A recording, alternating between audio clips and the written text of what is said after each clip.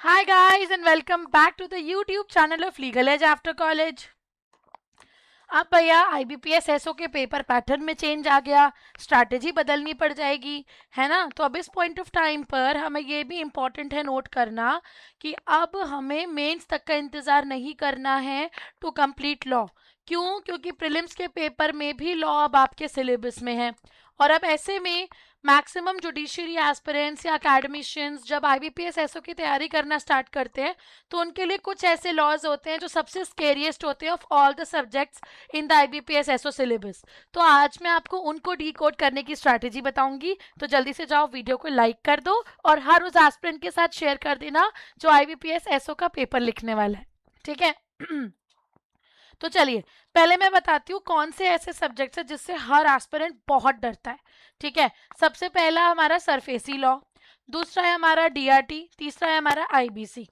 Specifically जब एक academician या फिर एक जुडिशरी एस्पिरेंट जो पिछले 3-4 साल से जुडिशरी की तैयारी कर रहा है, वो जब IBPS SO जैसे एग्जामिनेशंस को एम करता है और प्रेपरेशन करना स्टार्ट करता है तो उसके लिए ये तीनों ही सब्जेक्ट्स अपने आप रिलेटिवली बहुत डिफिकल्ट हो जाते हैं ठीक है।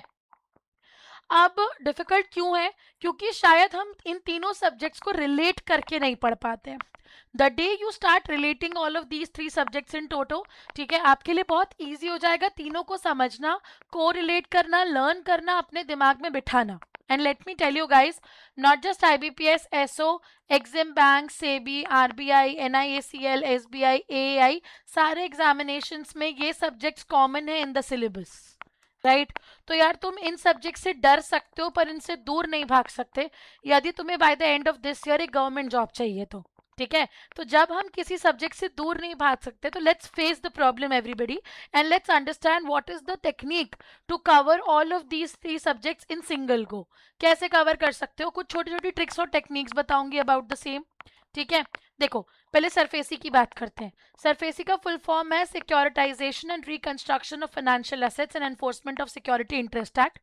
कुछ बातें यदि आप इसके बारे में समझ लेंगे तो आपके लिए बहुत इजी हो जाएगा, ठीक है।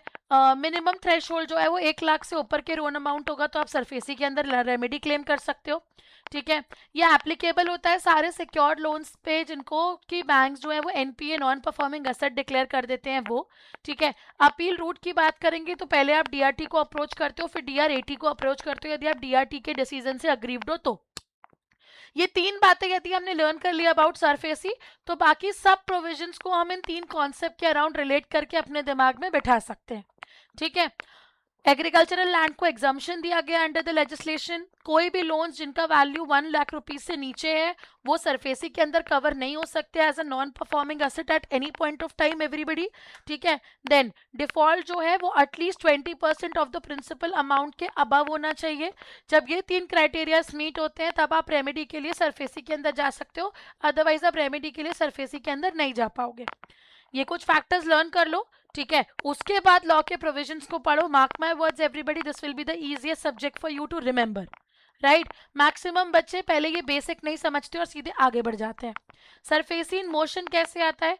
सबसे पहले बैंक किसी भी लोन अकाउंट को नॉन परफॉर्मिंग एसेट क्लासिफाई करता है जब जेंटल रिमाइंडर्स के बाद भी उसे रीपेमेंट नहीं बनता।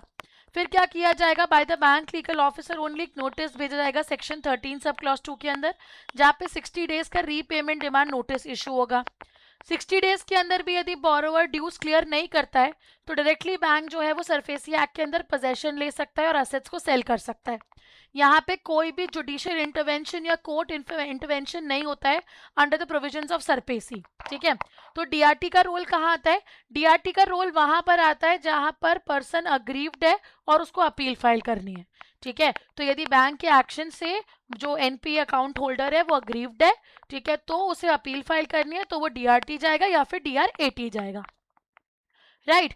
Then the second scariest laws of all, insolvency and bankruptcy code of 2016 everyone, ठीक है। ये सिंगल कॉम्प्रिहेंसिव कोड है जिसने पुराने सारे प्रिंसिपल्स को रिपील कर दिया, ठीक है। हमारा यहाँ पे लास्ट रिजॉर्ट है लिक्विडेट करना as the last resort everybody.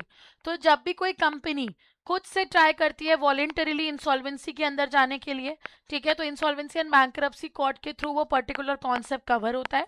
Originally 1 lakh rupees तक का थ्रेशोल्ड था डिफॉल्ट का, अब उसको 1 करोड़ तक कर दिया गया है थ्रू 2020 मार्च नोटिफिकेशन एवरीबडी। ठीक है, adjudicating authority under IBC is actually NCLT, ठीक है, एंड एनसीएलएटी, और मतलब कंपनीज के लिए it is national company law tribunal, individuals और पार्टनरशिप फर्म्स के लिए डीआरटी एंड डीआरएटी है। ठीक है, की रोल्स की यदि हम बात करें तो मेजर रोल्स रेजोल्यूशन प्रोफेशनल के हैं, कमिटी ऑफ क्रेडिटर्स के हैं। What is very important is to cover the CIRP process.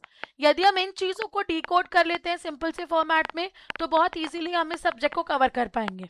ठीक है, once you ace the principle of SARFAESI and IBC everyone, next step में आपका जो फेज है वो होगा डीआरटी को फेस करना। DRT is not a difficult law, ठीक है, it is all about the tribunal, उसका एस्टैब्लिशमेंट, उसके प्रिंसिपल्स, उसका कॉन्सेप्ट, दैट्स इट। ठीक है, so when you read all of these 3 legislations in harmony, आपके लिए स्केरियस्ट ऑफ ऑल सब्जेक्ट्स को कवर करना बाय हाथ का खेल हो जाएगा। Now if you are looking forward कि यार मैम नहीं समझ में आ रहा है, इतना सारा सिलेबस है, कैसे कवर करें। ठीक है, 4th ईयर स्टूडेंट हो, 5th ईयर स्टूडेंट हो, अगले साल एग्जाम्स निकालना चाहते हो, इस साल एग्जाम्स क्रैक करना चाहते हो, तो हमारा गवर्नमेंट लॉ ऑफिसर का कॉम्प्रिहेंसिव कोर्स आप ज्वाइन कर सकते हो। इनफैक्ट आप LEAC कूपन कोड भी यूज कर सकते हो to get a flat 10% off everyone. इसके अलावा यदि हम IBPS SO एग्जामिनेशन को एम कर रहे हैं in the coming month everybody, so we have an ongoing crash course around the same. कुछ नहीं करना है, टॉप रैंकर्स के पोर्टल पे जाना है, लॉ पीजी पे क्लिक करना है, IBPS SO पे क्लिक करना है, आपको IBPS SO का क्रैश कोर्स दिख जाएगा। सबसे अच्छी बात बताऊं कि तुम्हारे स्केरियस बैंकिंग लॉस तो यहाँ पे कवर ही है एवरीवन। इसके अलावा तुम्हारे पास सारे लॉ सब्जेक्ट्स की क्लासेस यहाँ पे कवर है, CPC, BSA, BNS, SEBI, RTI, NI, you name the law and you get classes here, right? जो भी छोटे से छोटी प्रोबेबिलिटी एग्जाम में आने की, उन सबकी क्लासेस तुमको यहाँ पे मिल जाएंगी।